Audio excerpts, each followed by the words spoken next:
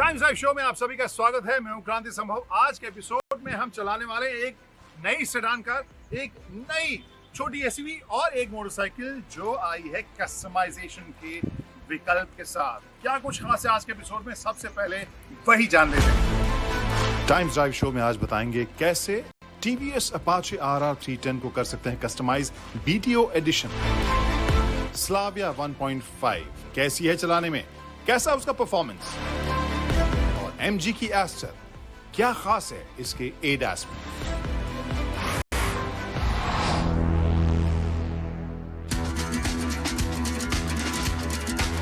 नमस्ते times live family, I am क्रांति संभव। वेलकम टू दैट स्टोरी जिसमें बाइक को देखते ही मुझे लगा कि ये स्टोरी तो करनी चाहिए और आप तक पहुंचानी चाहिए इसकी कहानी। ये है टीवीएस की RR 310 और इसकी राइड आपने नई वाली की टाइम्स लाइव के ऊपर देखी होगी। अंकुर से चला था। इस बाइक को मैं खास ये अलग कह रहा हूं क्योंकि ये है Apache 310 RR BTO edition. BTO यानी बिल्ट टू ऑर्डर। अब बिल्ट टू ऑर्डर को समझने के लिए आप समझिए कि कार के शौकीन जब कस्टमाइज कराते हैं अपने प्रोडक्ट को तो फिर बाइक के शौकीन क्यों नहीं, इस सेगमेंट के बाइक के शौकीन क्यों नहीं। तो वही इसमें चेंजेस आप ला सकते हैं अपने हिसाब से, इसमें किट फिट करवा सकते हैं।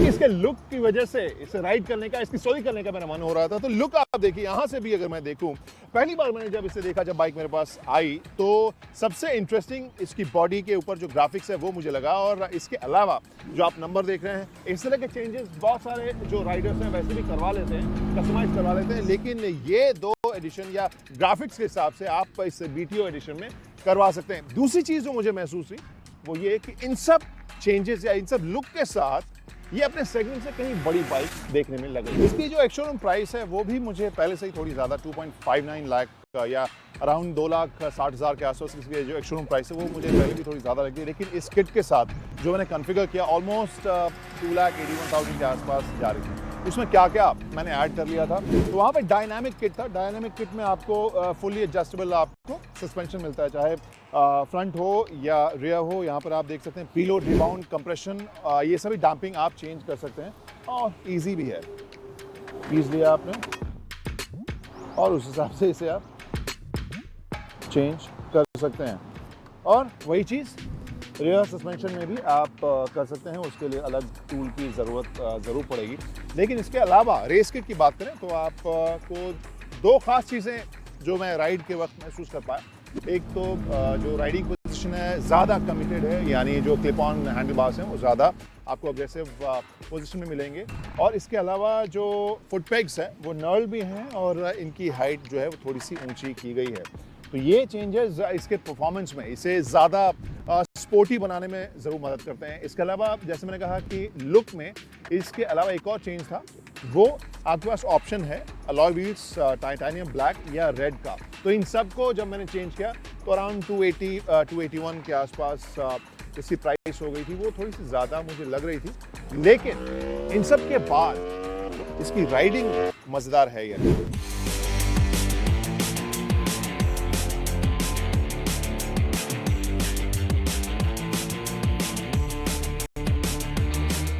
लेकिन राइड पर जाने से पहले इसके टेक्नोलॉजी के बारे में थोड़ी सी बातें हम कर लेते हैं। यहाँ स्क्रीन अगर मैं देखूँ तो स्क्रीन मुझे काफ़ी कूल लगता है, न सिर्फ रेजोल्यूशन के हिसाब से, डिस्प्ले के हिसाब से, बल्कि शेप और ओरिएंटेशन के हिसाब से। ये वर्टिकल है और मुझे पहले लगा कि पता नहीं बहुत प्रैक्टिकल होगा या नहीं, लेकिन राइड के वक्त मुझे काफ़ी फंक्शनल और यूजफुल भी लग रहा था। मैं सारा इन्फॉर्मेशन एक साथ देख पा रहा था। I like it. प्लस जिस तरह के कलर कॉम्बिनेशंस हैं वो बहुत ज़्यादा फ्लैशी भी नहीं है, लेकिन आप डिस्टिंग्विश कर सकते हैं एक इन्फॉर्मेशन को दूसरे इन्फॉर्मेशन से। उसके बाद जो इन्फॉर्मेशन आ रहा है वो आ रहा है कि आपकी टॉप स्पीड पिछली कितनी थी, कूलेंट टेम्परेचर क्या है, ओडो रीडिंग क्या है, फ्यूल रेंज जो है वो आपको क्या देखने को मिल रहा है। अब इसमें कस्टमाइजेशन की बात करें तो यहाँ पे भी आप बहुत सारी चीज़ें चेंज कर सकते हैं। यहाँ पे मैं मेन्यू में गया और यहाँ राइड मोड में मेरे पास ऑप्शन क्या है, अर्बन, रेन, स्पोर्ट और ट्रैक। यहाँ पे अर्बन और रेन जो मोड है उसमें आप BHP रिड्यूस होता हुआ देख रहे हैं। स्पोर्ट और ट्रैक मोड में BHP और टॉर्क आपको ज़्यादा देखने को मिल रहा है। और फिर लैप टाइमिंग भी आप इसमें निकाल सकते हैं, देख सकते हैं।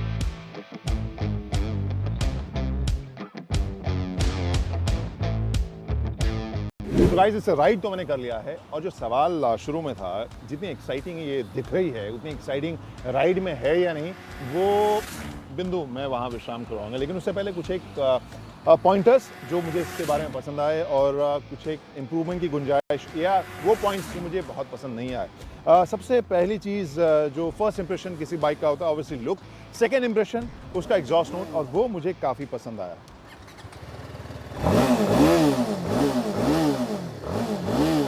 और ये जो है वो केवल ऑडियो के हिसाब से मैं नहीं कह रहा हूँ, फील के हिसाब से, जिस हिसाब से बाइक वाइब्रेट करती है उसमें लगता है कि हाँ ये पावरफुल मशीन है और उसका एहसास आप ज़रूर महसूस कर सकते हैं। एक स्पोर्टी बाइक है और यही फील जब एक्सेलरेट करते हुए मैं शुरू में देखता हूँ तो हल्का जो ग्रंट है ना, वो इससे बड़े सेगमेंट वाली बाइक वाली थोड़ी सी फील जो ग्रंट के हिसाब से वो देता है, एंड यू फील नाइस, वो थोड़ी सी एक्साइटिंग लगती है।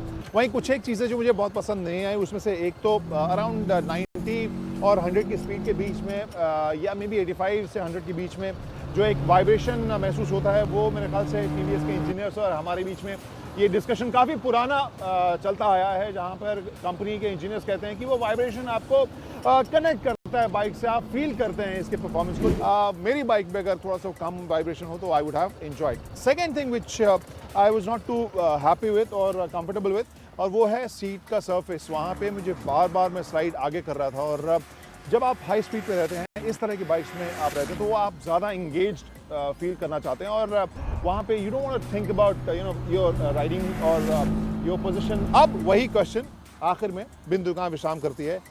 बिंदु विश्राम करती है इसके परफॉर्मेंस के ऊपर। जी हाँ, ये मुझे थोड़ी सी प्राइस के हिसाब से ज़्यादा लगती है। जो इसका बेस वर्जन है वो भी मुझे थोड़ी सी महंगी ज़रूर लगती है, लेकिन जितनी एक्साइटिंग ये दिख रही है तो उतनी ही एक्साइटिंग राइड में भी मुझे महसूस हुई है।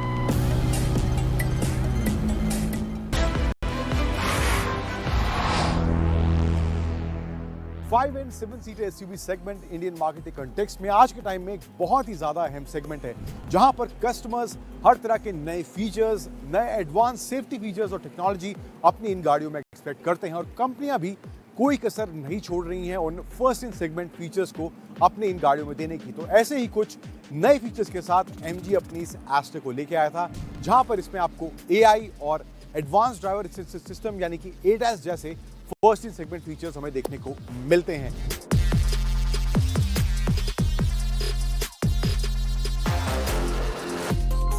लास्ट टाइम जो हमने इस गाड़ी को चलाया था वो था इसका ट्रैक पर रिव्यू हमने किया था।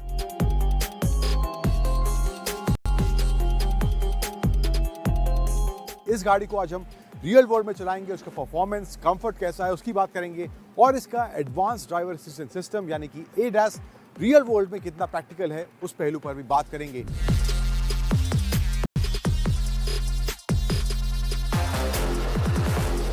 तो पहले चलते हैं सीधा इस MG एस्टर की ड्राइव पर, परफॉर्मेंस कैसा फील हो रहा है सिटी में या हाईवेज पर उसकी बात करते हैं। तो इंजन ऑप्शन की पहले बात करते हैं।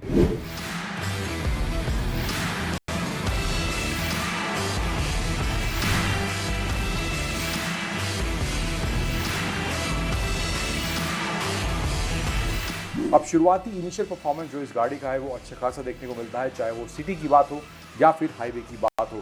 टर्बो में ज़्यादा बेहतर एक्सपीरियंस आपको ज़्यादा किक शुरुआत में देखने को मिलेगा। 1.5 लीटर जो नेचुरली एस्पिरेटेड पेट्रोल इंजन है, वहाँ पर शुरुआती ड्राइव एक्सपीरियंस उतना एक्साइटिंग नहीं मिलेगा। गियर शिफ्ट भी काफ़ी प्रिसाइज हैं, काफ़ी सटीक हैं। 6 स्पीड ऑटोमेटिक वाला वेरिएंट हमारे साथ था। फिर कंफर्ट फैक्टर पर आते हैं, जो मुझे इसका काफ़ी बेहतरीन लगा, स्पेशली सीट कंफर्ट और सस्पेंशन सेटअप का जो कॉम्बिनेशन है वो सिटी में जिस तरह के गड्ढे, जिस तरह के अनइवन रोड्स हमें देखने को मिलते हैं, वहां पर ये बहुत ही बेहतर कंफर्ट आपको इस गाड़ी में देने वाला है। फिर ब्रेकिंग पर आते हैं तो ब्रेकिंग भी प्रिसाइज है, सटीक है। ADAS के फीचर, एडवांस फीचर्स भी इसमें देखने को हमें मिलते हैं अगर आप टॉप वेरिएंट की तरफ जा रहे हैं तो ये बात हो गई इसकी परफॉर्मेंस की। अब point by point, feature bye feature इसके ADAS फीचर्स को जानते हैं कितना परफेक्टली वो रियल वर्ल्ड में काम करते हैं या नहीं, अब देखते हैं उसको।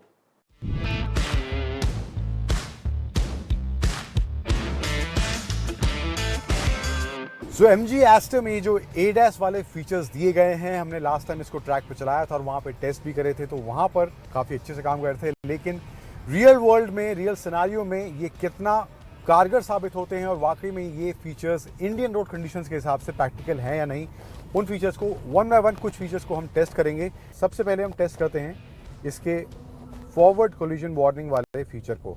अभी फ़िलहाल ये ऑन है, इमरजेंसी ब्रेकिंग वाला सिस्टम भी ऑन है, ऑप्शन सेलेक्टेड है, सेंसिटिविटी है वो आप हाई मीडियम लो रख सकते हैं, ब्रेकिंग उस हिसाब से लगेगी, सब कुछ ऑन है। अब हम इसको टेस्ट करते हैं। आगे हमारी एक गाड़ी है इनोवा, मैं उसके पास ले जाता हूँ तो देखते हैं इसका ब्रेकिंग कैसे काम करता है, कैसे नहीं करता है।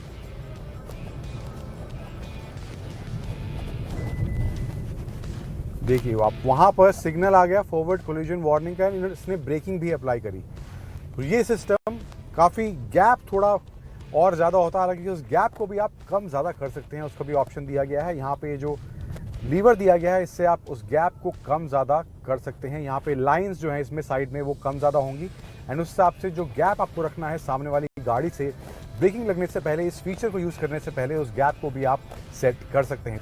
अब अगला फीचर टेस्ट करते हैं इसका लेन असिस्ट वाला फीचर, जहाँ पर आप जिस लेन में चल रहे हैं आपकी गाड़ी की स्पीड जो है 60 से ऊपर है, वहाँ पर ये फुल कंट्रोल ले लेगी और आपको स्टीयरिंग को होल्ड करने की ज़रूरत नहीं पड़ेगी अनटिल अनलेस गाड़ी आपको बोले कि आपको अब स्टीयरिंग को पकड़ने की ज़रूरत है। उससे पहले आपको स्टीयरिंग को होल्ड करने की ज़रूरत नहीं पड़ेगी। अब 60 के पास हूँ और वहाँ पे सिग्नल ग्रीन हो गया है, लेन कीप असिस्ट ऑन है और ये गाड़ी अपने आप चेंज कर रही है। सामने ट्रक भी है। अब यहाँ पर इसने मेरे को बोला कि लेन कीप असिस्ट सिस्टम जो है उसको क्विट कर चुका है, इसलिए आप स्टीयरिंग को होल्ड कर लीजिए। देन बढ़ते हैं आगे, स्पीड असिस्ट में हम आते हैं। यहाँ पे स्पीड वार्निंग का मैनुअल इंटेलिजेंट आपको स्पीड असिस्ट सिस्टम ये आपको बार बार इंडिकेट यहाँ पे करेगा इसके इंस्ट्रूमेंट क्लस्टर में, तो ये भी एक फीचर दिया गया है। फिर एक रियर ड्राइव असिस्ट का फीचर भी दिया गया है, जहाँ पर आप पीछे अगर जा रहे हैं, कभी कभार ब्लाइंड स्पॉट होते हैं, हम रिवर्स कर रहे हैं गाड़ी, तो वहाँ पर ये आपको असिस्ट करेगी और ये वहाँ पर आपको बताएगी कि आपको पीछे गाड़ी ले जाने की ज़रूरत है या नहीं, या पीछे से सडनली कभी कभी अचानक होता है हम अब गाड़ी रिवर्स कर रहे हैं, अचानक से पीछे से गाड़ी निकल जाती है, हमें पता नहीं होता है, हमारे ब्लाइंड स्पॉट में वो गाड़ी होती है। लेकिन वहाँ पर ये फीचर आपको उस गाड़ी के आने से पहले अलर्ट देगा और आपको पता चल जाएगा कि अभी आपको रिवर्स लेने की ज़रूरत नहीं है, आपको उस गाड़ी के निकलने के बाद आप रिवर्स ले सकते हैं। क्रॉस ट्रैफिक अलर्ट, अगर आपका राइट साइड इंडिकेटर ऑन है और आपके पीछे से राइट साइड से ही कोई गाड़ी आ रही है तो वहाँ पर ये आपको कंटिन्यूस ब्लिंक इसके ORVMs में देखने को मिलेगा। यहाँ पर इसमें एडेप्टिव क्रूज कंट्रोल का फीचर भी दिया गया है, जो अमूमन हम बहुत सी गाड़ियों में देख चुके हैं, लेकिन यहाँ पर इसमें दिया गया है। तो उसमें आप क्या होता है, आप स्पीड सेट करते हैं, आगे अगर कोई गाड़ी आ गई है तो ये स्पीड उस हिसाब से स्लो कर लेगी, लेकिन जब वो सामने से गाड़ी निकल गई है तो ये वहाँ पर स्पीड अपनी बढ़ा लेगी जो आपने सेट स्पीड इसकी कर रखी थी। तो ये फीचर भी काफ़ी फ़ायदेमंद है जब स्पेशली हाईवे पर क्रूज कर रहे होते हैं।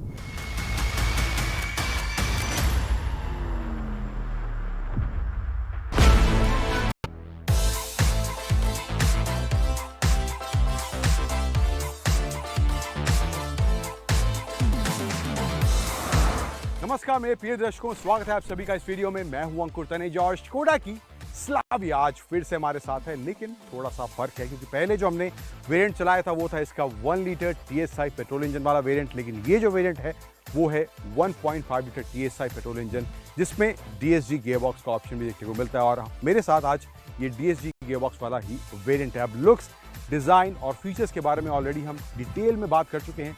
संक्षिप्त में इस वीडियो में बात करेंगे कुछ फीचर्स के बारे में, लेकिन हमारा मेन फोकस रहेगा इस वीडियो में इसके 1.5 लीटर इंजन के परफॉर्मेंस को जांचने का।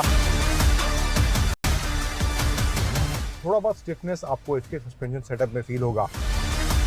10 में से 8 स्कोडा को इस स्लाविया के लिए जरूर दूंगा। स्पोर्ट मोड में वो पूरा पावर जो है अनलीश होता हुआ दिखाई देता है। फटाफट कुछ फीचर्स के बारे में बात कर लेते हैं स्लाविया के। तो सेंटर में ये 10 इंच का स्क्रीन दिया गया है, स्मूथ है, प्रिसाइज है, कोई भी लैग फील नहीं होता, इन्फॉर्मेटिव भी है। टॉप यूनिट में आगे दोनों आपको सीट जो है वेंटिलेटेड दी गई हैं। 12 वोल्ट का सॉकेट है, 2 कप होल्डर्स हैं यहाँ पे। एंड इधर आए इसके स्टीयरिंग पर, तो यहाँ पे ये 2 स्पोक स्टीयरिंग व्हील दिया गया है एंड इसमें फुल डिजिटल आपको इंस्ट्रूमेंट क्लस्टर देखने को मिलता है। 8 इंच का स्क्रीन वहाँ पर भी दिया गया है एंड वो भी काफ़ी नीट और काफ़ी क्रिस्प देखने में लगता है। स्पेस अच्छा खासा है, leg room, Thai support, head room मेरी हाइट के हिसाब से अच्छा खासा है और बूट स्पेस भी अराउंड 521 लीटर्स का इसमें दिया गया है।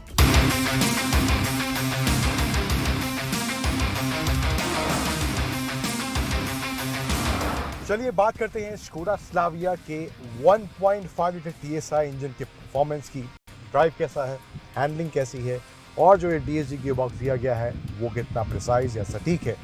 तो अभी फिलहाल मैं काफ़ी ख़राब रास्ते पर हूँ एंड वहाँ मैं इसको चला रहा हूँ, तो सबसे पहले बात कंफर्ट ही कर लेते हैं। तो कंफर्ट के हिसाब से सस्पेंशन की बात करें तो वहाँ पर थोड़ा सा स्टिफनेस मुझे लग रहा है। हालांकि इतना ख़राब रास्ता होने के बावजूद भी बहुत ज़्यादा आपको झटके फील नहीं होंगे, पर थोड़ा बहुत स्टिफनेस आपको इसके सस्पेंशन सेटअप में फील होगा। सीट होल्ड की बात करें तो काफ़ी सॉर्टेड मुझे लग रहा है। अभी फिलहाल आप देख सकते हैं मैं लेफ्ट राइट इस रास्ते पर झूल रहा हूँ तो मुझे काफ़ी अच्छे से सीट होल्ड कर रही हैं, तो ये भी एक अच्छी चीज़ है। तो कंफर्ट का फैक्टर जो है वहाँ पे मैं 10 में से 8 स्कोडा को इस स्लाविया के लिए ज़रूर दूंगा। फिर कंफर्ट के साथ साथ इस खराब रास्ते पर मुझे लगता है थोड़ा सा NVH लेवल जो है बेहतर हो सकता था। हालांकि इंजन का साउंड या कोई और साउंड आपको अगर आप सही सड़क पर हैं तो वहाँ पर बिल्कुल भी आपको फील नहीं होगा। एम्बियंस भी बहुत ही माइनर सा फील होगा, लेकिन अगर आप खराब रास्तों पर हैं तो वहाँ पर गाड़ी में नॉइज़ ज़्यादा आता है, बिकॉज ऑफ टायर्स। तो ये एक चीज़ है मुझे लगता है थोड़ा बहुत जहाँ पर इम्प्रूवमेंट किया जा सकता है। फिर स्कोडा का कहना है कि इसकी जो ग्राउंड क्लियरेंस है वो 179 mm की है, तो इस रास्ते पर काफ़ी ऊपर नीचे ये रास्ता है, तो ग्राउंड क्लियरेंस को लेकर भी कोई दिक्कत महसूस नहीं हो रही। सिडान होने के बावजूद भी ग्राउंड से टच होने का जो डर रहता है कुछ गाड़ियों को लेकर, तो वो मुझे लगता है इस स्लाविया में आपका बिल्कुल नहीं रहने वाला है। अब हम टामैक पर आ गए हैं, अच्छी सड़क है और परफॉर्मेंस कैसा है जांचते हैं उसको। अभी फिलहाल मैं इस DSG गियर बॉक्स के ऑटोमेटिक मोड में हूँ। इसमें एक स्पोर्ट मोड भी दिया गया है जो मैनुअल में स्विच हो जाएंगे एंड ये पैडल शिफ्टर्स दिए गए हैं, वहाँ पर आप मैनुअल वाला थोड़ा फील ले सकते हैं। लेकिन इनिशियली अभी मैं इसको जब रैप कर रहा हूँ, ग्रंट शुरुआत में आपको फील होगा। जो इसके फिगर्स हैं, पावर फिगर्स अराउंड 147 bhp का पावर है एंड अराउंड 250 न्यूटन मीटर का पीक टॉर्क इस 1.5 लीटर TSI इंजन से जनरेट होता है, तो वो आपको इसके शुरुआती एक्सपीरियंस में ज़रूर फील होने वाला है। एंड इस गाड़ी को मैं गोवा की सड़कों पर चला रहा हूँ। गोवा की सड़कों में काफ़ी ट्विस्टीज, काफ़ी टर्न्स होते हैं, तो वहाँ पर भी हैंडलिंग के हिसाब से मुझे लग रहा है जो स्टीयरिंग का रिस्पॉन्स है वो भी अच्छा देखने में लग रहा है। तो ये चीज़ मुझे काफ़ी सॉलिड लग रही है इन टर्म्स ऑफ ड्राइव। काफ़ी अच्छा एक्सपीरियंस मुझे फिलहाल अभी इसमें देखने को मिल रहा है। इंजन का परफॉर्मेंस जो है वो धीरे धीरे थोड़ा और बेहतर होता जाता है। पावर डिलीवरी शुरुआत से आपको उतना नहीं मिलेगा क्योंकि ये ऑटोमेटिक में मैं चला रहा हूँ। अब इसको मैं स्पोर्ट मोड में ले आता हूँ।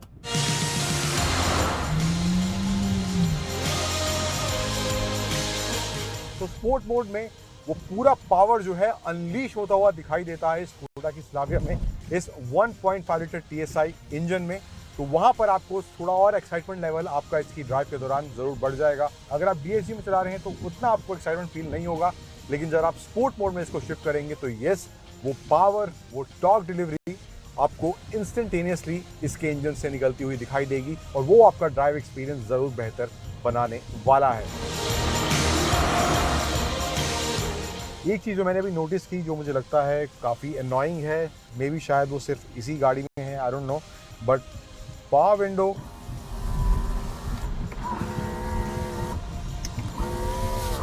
स्पेशली अप करते हुए बहुत ज़्यादा नॉइस मुझे सुनने को मिल रहा है। इतना नॉइस पावर विंडो जब ऊपर नीचे आप कर रहे हैं तो नहीं सुनाई देता है, बट आई डोंट नो, अभी फिलहाल इस गाड़ी में मुझे ऐसा देखने को मिलता है। लेकिन अगर बाकी सभी में भी ऐसा है तो ये भी एक चीज़ है मुझे लगता है जहाँ पर इम्प्रूवमेंट की गुंजाइश है। और ड्राइव के दौरान काफ़ी कॉन्फिडेंट भी मुझे महसूस हो रहा है। मुझे ऐसा नहीं लग रहा कि तेज़ रफ्तार में ये गाड़ी मेरे कंट्रोल से कहीं बाहर जा रही है। इतना पावर या इतना टॉर्क डिलीवरी होने के बावजूद भी वो कॉन्फिडेंस मुझे फील हो रहा है इसकी ड्राइव के दौरान। तो ये भी एक सॉर्टेड फैक्टर लग रहा है मुझे इस स्कोडा स्लाविया की ड्राइव को लेकर। मुझे लगता है कि जितनी भी सेडान्स अभी फिलहाल मार्केट में अवेलेबल हैं, चाहे होंडा सिटी हो, हिंडई वर्ना हो, मारुति की सियाज हो, इन सभी गाड़ियों से स्कोडा स्लाविया कम्पीट कर रही है। तो परफॉर्मेंस के बारे में मुझे लगता है कि ये स्लाविया उन सभी गाड़ियों से एक बेहतर परफॉर्मर जरूर है। अब ओवरऑल एज अ पैकेज की बात करें इस स्कोडा स्लाविया 1.5 लीटर वेरिएंट की, तो प्राइसिंग हालांकि थोड़ा सा आपको शायद इसका हायर एंड पर लगे, बट अगर आप ड्राइविंग के शौकीन हैं, एक अच्छा परफॉर्मेंस अपनी सेडान से एक्सपेक्ट करते हैं, तो वहां पर स्कोडा की इस स्लाविया 1.5 लीटर में आपको वो फन टू ड्राइव वाला एलिमेंट थ्रू आउट देखने को मिलने वाला है, और वहां पर ये आपको बिल्कुल भी निराश नहीं करेगी।